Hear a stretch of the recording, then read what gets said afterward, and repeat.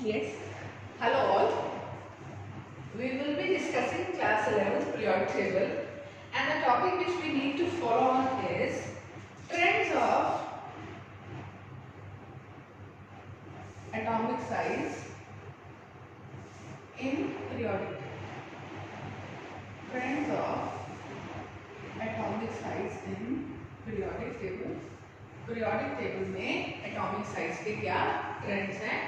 Trends of atomic size in periodic table. इसका मतलब हुआ कि पीरियोडिक टेबल में जब हम लेफ्ट टू राइट ग्रिड में मूव करते हैं या डाउन द ग्रुप मूव करते हैं तो what is the order of size.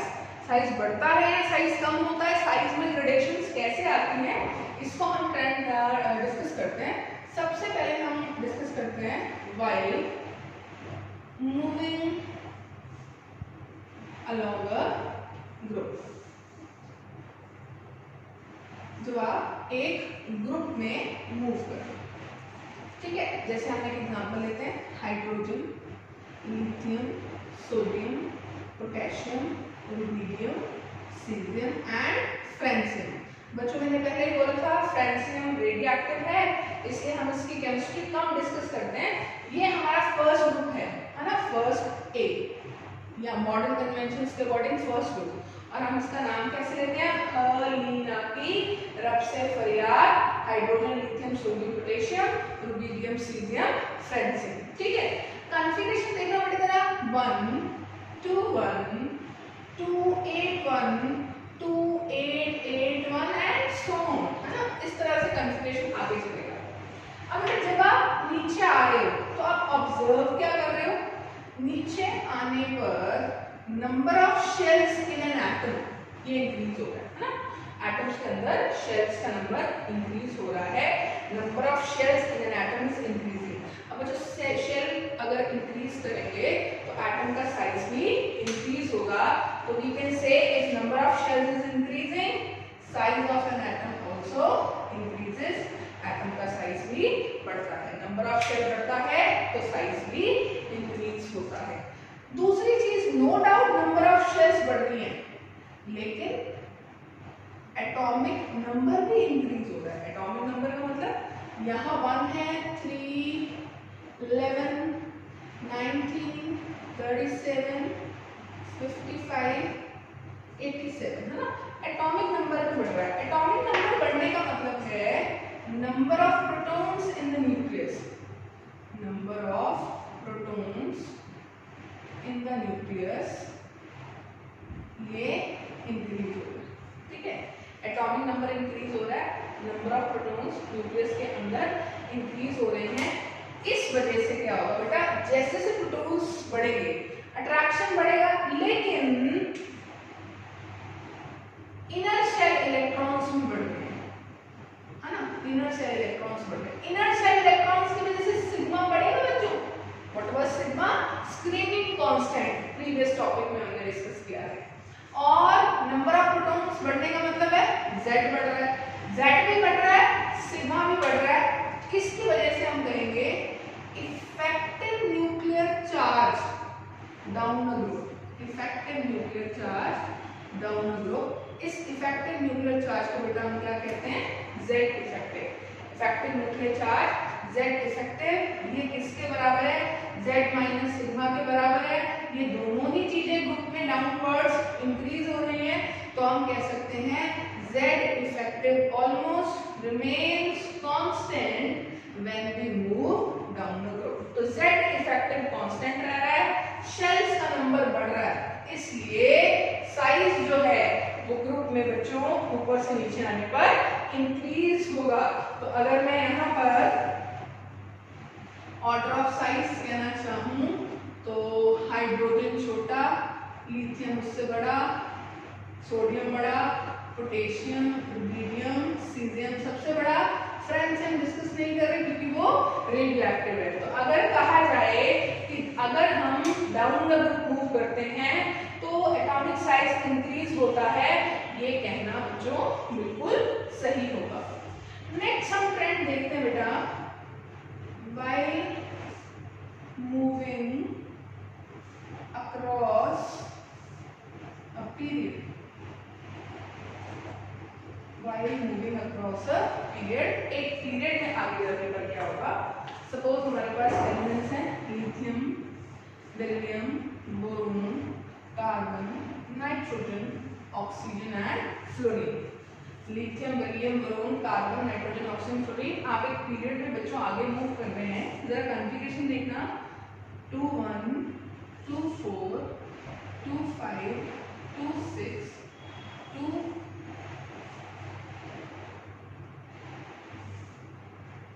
2 1 2 2 2 3 2 4 2 5 2 6 and 2 7, है ना? तो आपको दिख रहा है कि शेल हर एटम में 2 ही है ना? तो number of shells are same. इसका मतलब ये फैक्टर तो रूल आउट हो गया जो रिस्पॉन्सिबल था ग्रुप में साइज बढ़ाने के। Number of shells are same, खत्म होने के बाद। लेकिन number of protons is increasing, है ना? Z is increasing, Z increase हो रहा है। क्यों? लिथियम का एटॉमिक नंबर है 3 4 5 6 7 8 9। Z अगर इंक्रीज हो रहा है तो hold of nucleus over electrons increase होगी। अब सिग्मा जो है वो आगे जाने पर आप कह सकते हो डिक्रीज हो रहा है या कह सकते हो स्लाइटली इंक्रीज हो रहा है। क्यों? क्योंकि इनर शेल में इलेक्ट्रॉन्स नहीं बढ़ रहे, उसी शेल में इलेक्ट्रॉन बढ़ रहे हैं। और आपको पता है उसी शेल के इलेक्ट्रॉन की सिग्मा में कंट्रीब्यूशन सिर्फ 0.35 होती है। तो सिग्मा उतना नहीं बढ़ रहा है ना, सिग्मा आप कह सकते हो सिग्मा स्लाइटली इंक्रीज कर रहा है। तो Z इफेक्टिव, जिसको आप Z माइनस सिग्मा कहते हो, Z इफेक्टिव जो है वो पीरियड में आगे मूव करने पर इंक्रीज हो जाता है। तो इफेक्टिव होल्ड ऑफ न्यूक्लियस बच्चों ओवर इलेक्ट्रॉन्स इंक्रीज होता है, जिसकी वजह से साइज डिक्रीज हो जाता है। मतलब जब आप पीरियड में लेफ्ट टू राइट मूव करते हैं साइज डिक्रीज होता है, जब आप ग्रुप में डाउनवर्ड मूव करते हैं तो साइज इंक्रीज होता है। क्यों होता है? इस सब के रीजंस जो हैं वो हम बड़े अच्छे से एक्सप्लेन कर चुके हैं। तो while moving along a group, है ना, पीरियड्स जो है ग्रुप में जाने पर नीचे एटॉमिक साइज इंक्रीज हो रहा है, जबकि पीरियड में लेफ्ट टू राइट जाने पर एटॉमिक साइज इंक्रीज हो रहा है। ठीक है, आगे मूव करें।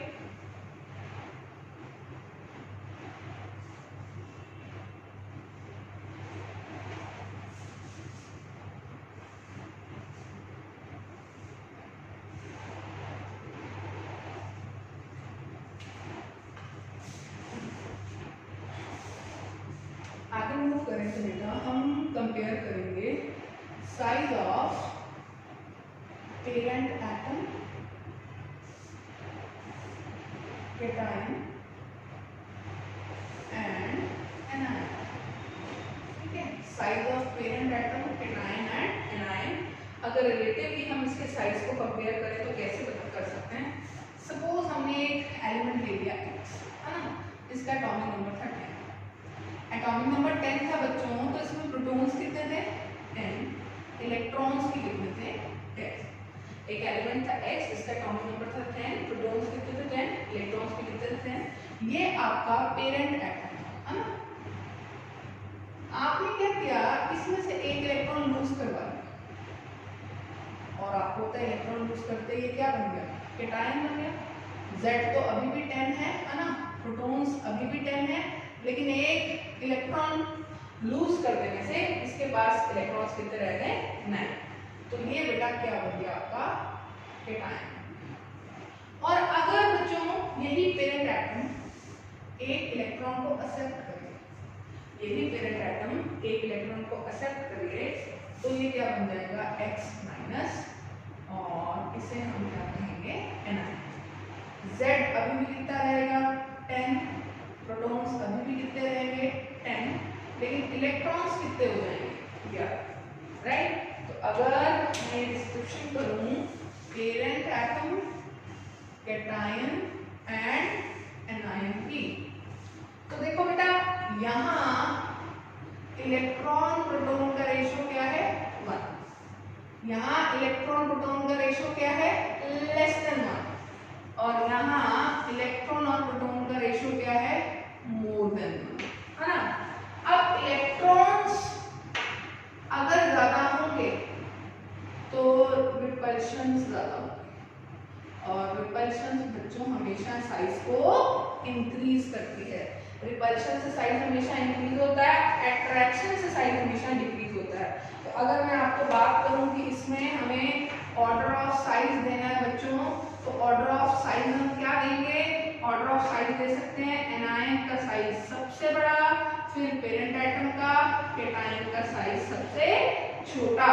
तो यहाँ पर एक नोट लगा के लिख सकते हैं, फॉर एन एटम, एक ही एटम के लिए जैसे जैसे पॉजिटिव चार्ज बच्चों बढ़ेगा, साइज ऑफ एटम डिक्रीज हो जाएगा। पॉजिटिव चार्ज बढ़ेगा तो साइज ऑफ एटम डिक्रीज हो जाएगा, नेगेटिव चार्ज बढ़ेगा तो साइज ऑफ एटम बच्चों इंक्रीज हो जाएगा।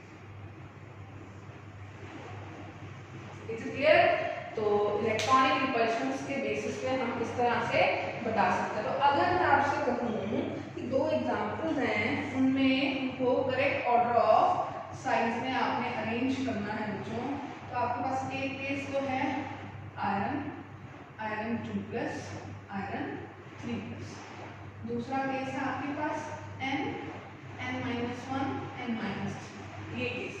अभी हमने कहा पॉजिटिव चार्ज बढ़ेगा तो होल न्यूक्लियस की बढ़ती जाएगी, साइज कम हो जाएगा, तो यहाँ बच्चों ऑर्डर ऑफ साइज आएगा ये, है ना। और नेगेटिव चार्ज बढ़ेगा तो रिपल्शंस बढ़ेंगे, रिपल्शंस बढ़ेगी, होल्ड ऑफ न्यूक्लियस पूर्ण हो जाएगा। यहाँ बच्चों जो ऑर्डर ऑफ साइज आएगा वो इस तरह से आएगा। कुछ एग्जांपल्स में बेटा जैसे दिया होता है, arrange the following in the order of size of Mn, है ना। तो सपोज एक कंपाउंड दे दिया MnO2, एक कंपाउंड दे दिया MnO2, और हमें कह दिया बच्चों कि इन दोनों में आपने इस ऑर्डर में अरेंज करना है कि किस कंपाउंड में Mn की जो कंसंट्रेशन, Mn का जो साइज है वो बड़ा है और किसमें छोटा है। तो बेटा सबसे पहले ऑक्सीडेशन स्टेट चेक करेंगे। O पे होता है -2 बच्चों, तो इस Mn पे क्या हो गया +2। एक O पे कितना होता है, एक O पे -2, दो O पे -4, तो इस Mn पे कितना चार्ज हो गया +4, इस Mn पे चार्ज +4, इस Mn पे चार्ज +2। तो अगर मुझे साइज ऑफ Mn के रिस्पेक्ट में अरेंज करना है तो हम इस तरह से कहेंगे कि MnO में जो Mn का साइज है वो ग्रेटर है बच्चों किसके कंपैरिजन में, MnO2 के कंपैरिजन में। अब इसी में ही अगर कैरी ऑन फर्दर करें तो एक और तरह की स्पीशीज हमें देखने को मिलती है जिन्हें कहा जाता है आइसो इलेक्ट्रॉनिक स्पीशीज।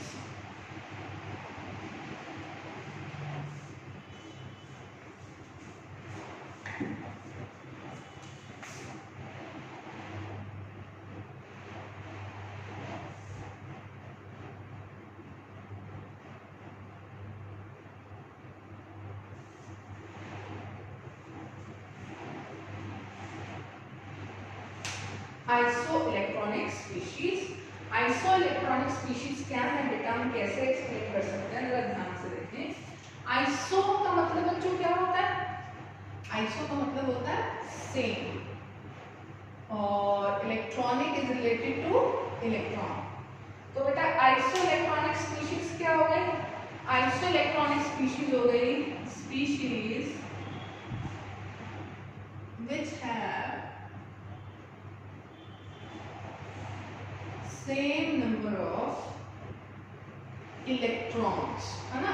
ऐसी स्पीशीज जिनमें इलेक्ट्रॉन्स का नंबर क्या है सेम है, ऐसी स्पीशीज को हम क्या कहते हैं, आइसो इलेक्ट्रॉनिक स्पीशीज। तो species which have same number of electrons are called iso electronic species. ध्यान से देखिए जरा और फर्दर हम इसको कैसे बात कर सकते हैं। हम कह सकते हैं कि सपोज मेरे पास एक ग्रुप ऑफ एलिमेंट्स है like N3- O2- Na positive, 2 positive, Al3+. ठीक है, let us first see the atomic number. Atomic number of N is 7, O is 8, sodium 11, 12, 13. Right? So this is the atomic number. Now just see the number of electrons. Right? 7 N में होते हैं, N-3 का मतलब 3 electrons it has gained. The number of electrons present is 10. 8, 2 more has been gained, 10. 11 and plus 1. Plus 1 means 1 electron has been lost. 10. 12, 2, 10. Right? But this is Z and E. ठीक है? N3 minus O2 minus Na plus Mg2 plus Al3 plus. तो ये हमारे पास ratio. अब ये देखो कि जहां Z/E रेशो ज्यादा होगा वहां hold of nucleus over electrons की क्या होगा, ज्यादा. Z/E ज्यादा होगा बच्चों, तो hold of nucleus over electrons क्या होगा, ज्यादा होगा. Z/E ज्यादा, hold of nucleus over electrons ज्यादा, जिसकी वजह से अट्रैक्शन ज्यादा होगा बेटा. और अभी मैंने बताया था अट्रैक्शन ज्यादा होने से एटॉमिक साइज क्या होगा, कम होगा. ठीक है, तो आप मुझे बताएं कहाँ Z/E ज्यादा है. तो आप कह सकते हैं कि Z/E ratio is actually inversely proportional to size for iso electronic species. तो अगर मुझे यहाँ पर बच्चों ऑर्डर ऑफ साइज देना पड़ा तो Z सबसे ज्यादा किसमें है, Al3+ में. Al3+ का साइज सबसे बड़ा, followed by Mg2+, then Na+, then O2-, and then order of sizes of this. This is the order of Z. This is the order of size. Right? Al3+ सबसे छोटा, क्योंकि Al3+ का Z/E सबसे ज्यादा है. Z कितना है, ज्यादा. तो आइसो इलेक्ट्रॉनिक स्पीशीज में इलेक्ट्रॉन्स तो सेम है, जिसका Z ज्यादा होगा उसका बच्चों साइज क्या हो जाएगा, कम हो जाएगा. साइज कम क्यों होगा, क्योंकि Z ज्यादा होने से न्यूक्लियस की होल्ड अपने इलेक्ट्रॉन्स पे बढ़ जाएगी. न्यूक्लियस की होल्ड अपने इलेक्ट्रॉन्स पे बढ़ने की वजह से अट्रैक्शन बढ़ेगा. और आपको बच्चों मैंने बताया था अट्रैक्शन बढ़ने का मतलब है साइज का कम होना. Right? So this is the case of isoelectronic species and the size order in isoelectronic species. Now बच्चों हम जो डिस्कस करेंगे कि हमने एक जर्नल से बात डिस्कस कर ली कि पीरियड में आगे मूव करने पर साइज डिक्रीज हो रहा है और ग्रुप में नीचे मूव करने पर साइज इंक्रीज हो रहा है. Right? But there are various exceptions to this also. बहुत से केसेस में इस चीज के अगेंस्ट एक्सेप्शंस भी देखे गए हैं. वो एक्सेप्शंस क्या हैं वो हमने डील करने हैं. तो that would be our continuing topic. So further we will be discussing.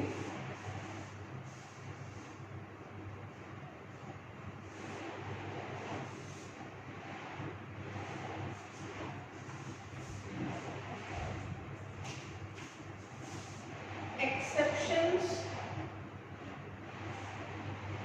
in the atomic size. ठीक है, एटॉमिक साइज में क्या एक्सेप्शंस हमें देखने को मिलती हैं. Exceptions in the atomic size trend. Journal theorem देखें. जर्नल थ्योरम क्या डिस्कस कर चुके हैं. पीरियोडिक टेबल में आगे जाने पर साइज डिक्रीज होता है, टॉप टू बॉटम आने पर साइज इंक्रीज होता है. This is the general trend. लेकिन बहुत जगह इस ट्रेंड के अगेंस्ट बहुत सी एक्सेप्शंस पाई गई हैं. वो एक्सेप्शंस क्या हैं उन्हीं के बारे में हमने यहाँ डिस्कस करना है. Exceptions in the atomic size trend. ठीक है, सबसे पहले अगर हम देखें exceptions in the atomic size trend में बच्चों, तो सबसे पहली एक्सेप्शन है साइज ऑफ नोबल गैस. ठीक है, आप सबको पता है कि यहाँ पर स्टार्टिंग में क्या आते हैं, एल्कली मेटल्स. है ना, हमने डेफिनेशन भी पढ़ा था. फर्स्ट ग्रुप के एलिमेंट्स को हम क्या कहते हैं, एल्कली मेटल्स। पीरियड स्टार्ट होता है एल्कली मेटल से और खत्म होता है किस पे, नोबल गैसेस पे, जो कि 0th ग्रुप बनाता है मेंडलीव के हिसाब से या मॉडर्न पीरियोडिक टेबल के हिसाब से 18th ग्रुप में आता है। ठीक है, और हमने क्या पढ़ा हुआ है, जब हम इधर से इधर जाते हैं साइज डिक्रीज होना चाहिए। ठीक है, बट एक्सेप्शन क्या है, बट एक्सेप्शन इज कि ये नोबल गैस का साइज बड़ा, ठीक है, जितना हम एक्सपेक्ट करते हैं उसके कंपैरिजन में बड़ा होता है। But exception is that the size of noble gas is relatively large। noble gas का जो साइज है वो रिलेटिवली बड़ा होता है, ये एक्सेप्शन है। अब noble gas का साइज बड़ा क्यों होता है, रीजन ये है कि हमने noble gases की जब एटॉमिक रेडियसेस देखी थी तो हमने कहा था एटॉमिक रेडियस जो है वो काइंड ऑफ फोर्स पे डिपेंड करती है। अगर आप कोवेलेंटली बॉन्डेड एटम्स की डिस्टेंस को हाफ कर रहे हो तो जो रेडियस आपको मिलेगी उसे हम कोवेलेंट रेडियस कहेंगे, और अगर आप मेटालिक बॉन्डिंग के केस में उस रेडियस को हाफ कर रहे हो तो उस केस में हम उसे मेटालिक रेडियस कहेंगे। और अगर वन डर वाल फोर्सेस से दो एटम जुड़े हुए हैं उनके मीन डिस्टेंस को हाफ करके एक्सप्रेस करेंगे तो वो उसकी वन डर वाल रेडियस होगी। और आप सबको पता है नोबल गैस कुछ भी नहीं बनाती, ना कोवेलेंट बॉन्डिंग में पार्टिसिपेट करती है ना ही मेटालिक बॉन्डिंग में पार्टिसिपेट करती है। तो रीजन ये है कि only radii that could be determined for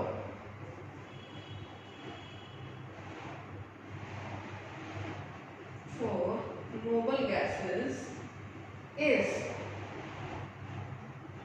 van der Waals radii। Only radii जो आप नोबल गैसेस के लिए डिटरमाइन कर सकते हो वो कौन से डिटरमाइन कर सकते हो, वन डर वाल रेडियस डिटरमाइन कर सकते हो। एंड आप सबको पता है आर वन डर वाल radius is larger in magnitude. Magnitude में क्या है, ये लार्जर है, इस वजह से नोबल गैस का जो साइज ऑब्जर्व किया गया है वो अपने रिस्पेक्टिव पीरियड में छोटा होने की बजाय बड़ा एक्सपेक्ट किया गया है। तो ये पहली एक्सेप्शन है साइज ऑफ नोबल गैस। दूसरी एक्सेप्शन देखना बेटे, दूसरी exception is size of boron family. ठीक है, बोरोन फैमिली बेटा, boron, boron, aluminium, gallium, indium, thallium. Gimmick क्या है इसके लिए, गिमिक है बाबा बोरोन, अली एल, गए GA, इंडिया थैला लेके। तो बाबा अली गए इंडिया थैला लेके ये साइज ऑफ बोरोन फैमिली का गिमिक है। इसको हम 13th ग्रुप या 3rd A ग्रुप भी कहते हैं। एक्सपेक्टेड क्या था बच्चों, एक्सपेक्टेड ये था कि जब आप इस ग्रुप में नीचे जाएं तो साइज इंक्रीज हो, ये एक्सपेक्टेड है ना, ऐसा हम एक्सपेक्ट कर रहे थे। लेकिन एक्चुअल में क्या ऑब्जर्व किया गया, एक्चुअली ऑब्जर्व है ना, क्या ट्रेंड पाया गया, ट्रेंड पाया गया कि बोरोन टू एल्यूमिनियम जाने पर तो एज पर एक्सपेक्टेशन साइज बढ़ रहा है, लेकिन एल्यूमिनियम टू गैलियम जाने पर साइज कांस्टेंट रह रहा है, या बेटरली कहें तो साइज स्लाइटली डिक्रीज कर रहा है। ठीक है, boron to aluminium size increase कर रहा है, aluminium to gallium size constant रह रहा है या स्लाइटली डिक्रीज कर रहा है।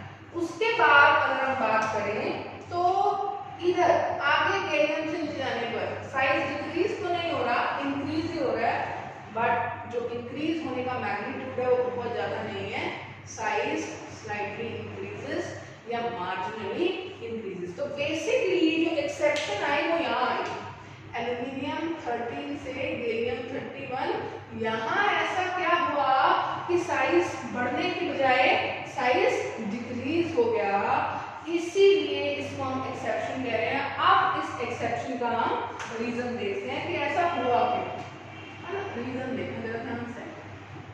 रीजन ये हुआ कि आप बेरिलियम 4 से बोरोन 5 सीधा पहुंचे और फिर बेरिलियम के बाद जो एल्यूमिनियम था वो मैग्नीशियम 12 से आप सीधा पहुंचे। लेकिन कैल्शियम 20 से गैलियम 31 आप सीधा नहीं पहुंचे। बीच में क्या आ गए? बीच में आ गए डी ब्लॉक एलिमेंट्स, कैडमियम 21 से जिंक। इनके बीच में आ जाने से क्या हुआ बेटा? साइज डिक्रीज हुआ।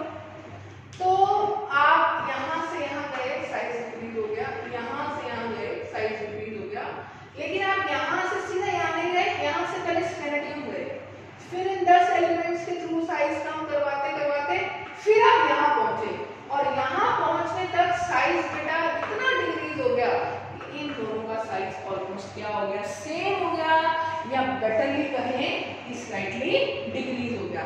अब ऐसे में नीचे भी होगा, क्योंकि नीचे क्या आएगा? यहाँ इट्रियम से कैडमियम आएगा, है ना। यहाँ मर्करी आएगा लैंथेनम ऑफ्मियम से, ठीक है।